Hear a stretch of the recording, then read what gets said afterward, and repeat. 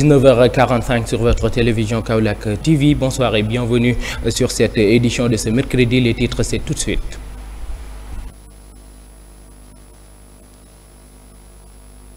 Lors de leur assemblée générale, ils se disent respecter le mot d'ordre de la grève. Baobab, ce mercredi 15 février 2023, a inauguré leur nouveau agence à Kaolack. La cérémonie a été assistée par le directeur général de la dite banque.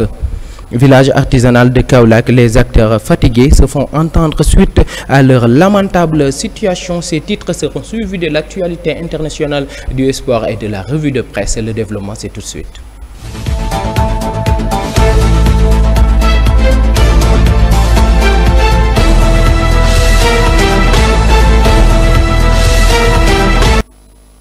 En assemblée générale, les travailleurs municipaux ont saisi l'occasion pour interpeller le maire Serigne Mboup qui, selon eux, est en train de se verser dans l'intimidation afin d'inciter les agents d'arrêter leur grève et retourner en service à l'instant où le secrétaire général affirme que personne ni rien ne peut les empêcher de respecter le mot d'ordre de la grève. Cheikh Seck, nous écoutons au micro de Kaolack TV. L'Assemblée générale, considérant la situation délétère et regrettable qui sévit au sein de l'institution municipale, considérant le comportement incompréhensible et inadmissible des autorités municipales qui manifestent mépris, arrogance et excès d'autorité vis-à-vis d'un personnel pourtant totalement dévoué et consciencieux.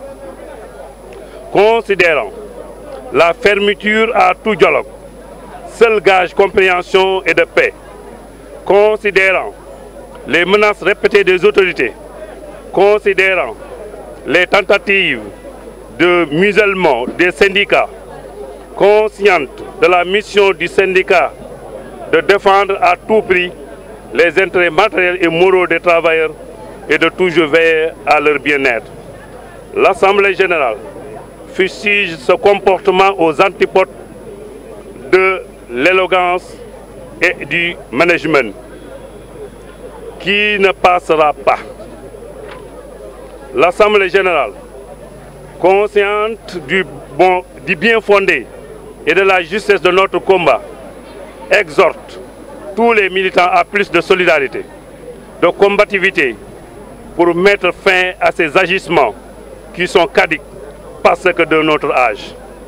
Les travailleurs, convaincus qu'on ne doit pas scier la branche sur laquelle on est assis, soucieux de la présentation de notre outil de travail, de la préservation de notre outil de travail qui est un bien commun, lance un appel pressant à Monsieur le maire afin qu'il revoie sa copie et reconsidère son comportement au nom de l'intérêt supérieur de l'institution municipale et de toutes les populations de Kaolack.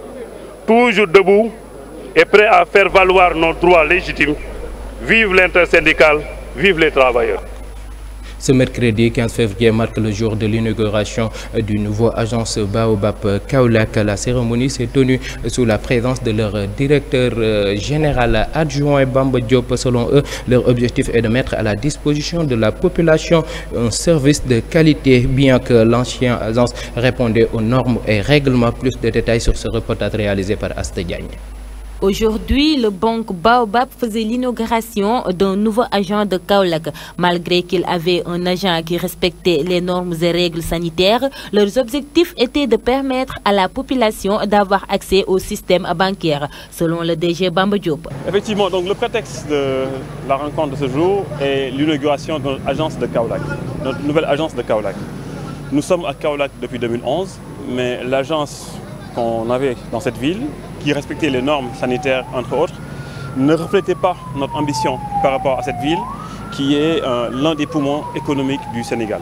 Salif Diop, représentant du maire de Kaolack, a magnifié le travail de Baobab et renouvelle leurs accords en faisant un appel à la population. Baobab, ndax mairie amna ay initiatives yu bari, ay projets yu bari comme financement des femmes, des jeunes, vraiment yoy yep sawar nañ ci pour waxtaan ci nga xamné comme ni Michel le maire wax né ma collaboration bi mom ubbil buntam yep pour ñu mëna def collaboration bobu ba nga xamné di ngeen ci gis seen bop wa Kaolack gis ci seen bop.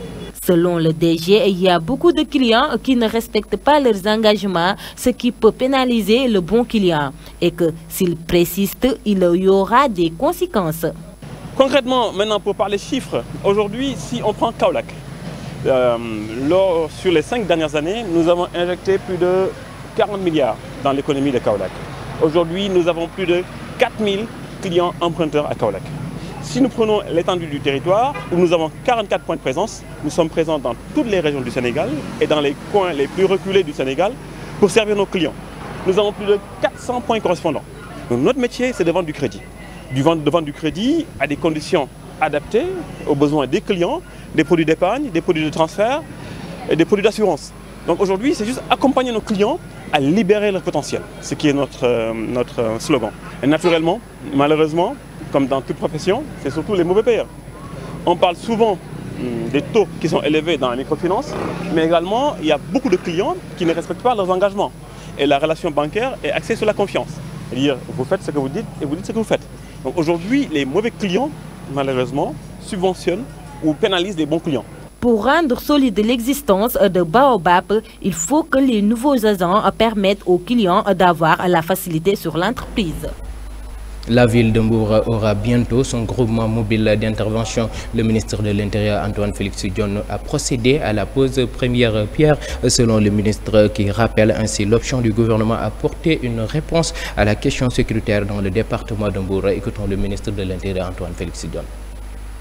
La quête perpétuelle de la paix et de la sécurité, seul gage de développement d'un pays, passe inéluctablement par le renforcement des moyens humains et logistiques, des forces de défense et de sécurité en général et de la police nationale en particulier. Du fait, en effet, du rôle central que celle-ci joue dans la gestion de la sécurité intérieure du pays. L'érection de ce cantonnement du génie vient à son heure parce qu'elle constitue assurément une réponse à la tragédie qui est intervenue le 10 décembre dernier. Je voudrais en profiter pour réitérer nos condoléances les plus sincères à l'endroit des familles éplorées. Le département de Mbour, compte tenu de sa position géographique et du développement fulgurant de l'activité touristique, combiné depuis quelque temps à une croissance démographique considérable, constitue un lieu où la présence policière doit s'accroître pour mieux assurer la quiétude des populations. Au nom du conseil municipal, au nom de l'ensemble des populations de la commune de Mbour, vous transmettre nos remerciements les plus chaleureux à vous et principalement à son Excellence, le président de la République Macky Sall. Le village artisanal, un lieu qui regroupe des artisans et des commerçants. Ces derniers font face à d'énormes difficultés et ne reçoivent aucune aide de la part de l'État. Néanmoins, ils participent à l'emploi des jeunes. Reportage à Stadiagne. Le village d'artisanal de Kaolack souffre d'énormes difficultés. Selon eux, le village a presque perdu sa valeur du fait que c'est un lieu où la fréquentation est devenue rare et que les gens ne bénéficient plus des dons venant de l'État.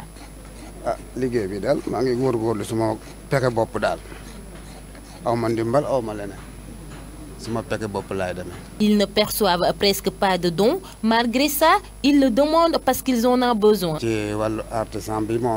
donc dëgg yàlla moom ndimbal moom amaguñ ko ci waaw ndax boo seetee corona bu mu tàmbalee ba léegi village artisanal moom ci wàllu artisan moom amuñu benn financement boo xam ne moom ci ministre du tourisme moo ko defal waa village artisanal gisuñu wax dëgg yàlla moom. Selon eux, ils participent beaucoup à la création d'emplois, raison pour laquelle ils font appel au ministre de la Culture en lui faisant savoir qu'un pays ne marche pas sans l'artisanat. Artisan moom moo gën a yaatu ci àdduna bi artisan te li ñuy former saa li ñuy former ci ay nit kenn formé wu ko école bi saa formé wu ko ndax da ngay dem atelier artisan nga fekk fa 5 personnes wala 6 personnes wala 7 personnes quelques années ñooñu beru. Ils n'ont pas de solution jusqu'à présent concernant leurs problèmes. De ce fait, il soutient que le village est déserté depuis l'arrivée du pandémie et que seuls les touristes le fréquentent. Nos plates excuses pour la qualité de cet élément. Nous restons toujours au niveau du village artisanal de Kaolack. Cette fois-ci, ce sera avec leur président qui n'a pas raté l'occasion d'attester les propos de l'ensemble des artisans qui se trouvent sur ce lieu. Plus de détails avec Baye Mor Diassé. Comme vous voyez, depuis votre arrivée, vous avez côtoyé aucun visiteur, même pas des clients ou même des touristes. Nous avons un problème d'accès à la matière première, car c'est rare et aussi trop cher. Ce gars dont vous voyez est sculpteur de bois et sa matière première est le bois. N'empêche, il a du mal à s'en procurer, même avec l'argent dans sa poche, juste pour justifier la rareté et la cherté dont je disais tout à l'heure. Nous avons au niveau de ce village pas mal de corps de métier comme couture, bijouterie, cordonnier, maroquinier et j'en passe. Des fois, les populations de Kaolack viennent ici, mais trop rarement, car ils ne connaissent pas bien ce lieu-là. Nous lançons un appel aux autorités ainsi qu'à la population, mais aussi les inciter à éviter les matières importées, car ce n'est pas du tout original et ça peut tuer notre business. Les gën a ray artisanat importé ci la bokk.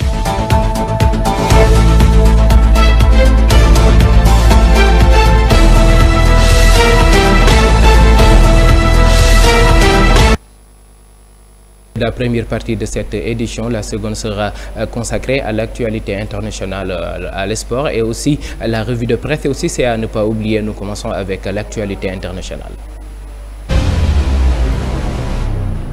Démarrons l'actualité internationale à Madagascar. Les prix à la consommation pour les ménages ont augmenté de 10,8% entre novembre 2021 et novembre 2022. Une inflation galopante, affirmant les économies de l'Institut national de la statistique qui n'a, hélas, semble-t-il, pas été compensée par la croissance dans le pays. Sur cette même période, une hausse des prix que la population ressent particulièrement dans différents domaines. Poursuivons l'actualité au Mali. Selon les informations de la RFI, 5 civils ont été tués lundi 13 février au matin et d'autres gravement blessés dans ce village du cercle de Massina, région de Ségou, dans le centre du pays. Terminons l'actualité au Gabon. Il n'y aura pas d'observateurs de l'Union européenne aux prochaines élections. Le pays doit organiser cette année un triple scrutin présidentiel, législatif et local. Mais les représentants de l'Union européenne ont annoncé qu'ils ne déplorent pas d'équipe pour surveiller le processus de vote. Un signe inquiétant pour l'opposition. L'heure de l'actualité sportive a sonné, nous suivons.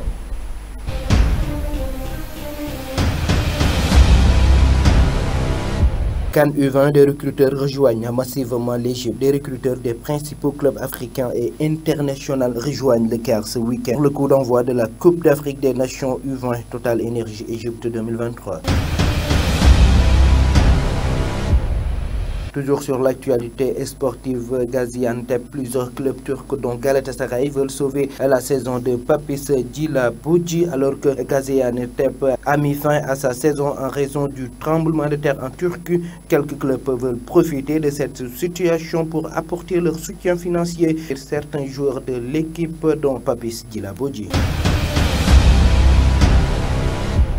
Premier League, un champion du monde poussé vers la sortie, le portier argentin d'Aston Villa, Emiliano Martinez, pourrait quitter les Villans cet été. Lors de la Coupe du Monde 2022, Emiliano Martinez a pris une nouvelle dimension avec l'Albiceleste. Un nouveau statut qui semble devenu trop grand pour Aston Villa. En effet, selon les informations du Daily Mail, le 11e de Premier League s'attend à recevoir les offres pour son gardien. Le club basé à Birmingham serait même déclin de se séparer d'Emiliano Martinez si ce dernier fait l'objet d'une offre très lucrative. C'en est tout pour l'actualité sportive.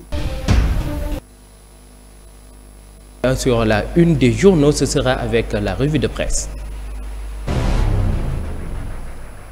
Le quotidien Témoin signale un Moussiba Naroulaye. En effet, Veolia Sen'Eau veut vendre son eau plus cher, en à croire Guy Marius Sagna, qui a posé une question au gouvernement. En ce sens, Suez demanderait une augmentation de son prix d'exploitant, ce qui serait synonyme de hausse de prix de l'eau pour les Sénégalais. Parlons maintenant de la Sonatel avec le quotidien Libération. La Cour suprême sermonne et désavoue après le recours de l'opérateur pour changer les tarifs sur les mobiles imposés par le collègue de ARTP. L'opérateur évoque des faveurs pour Free et Expresso. Les juges taillent en pièces ces arguments.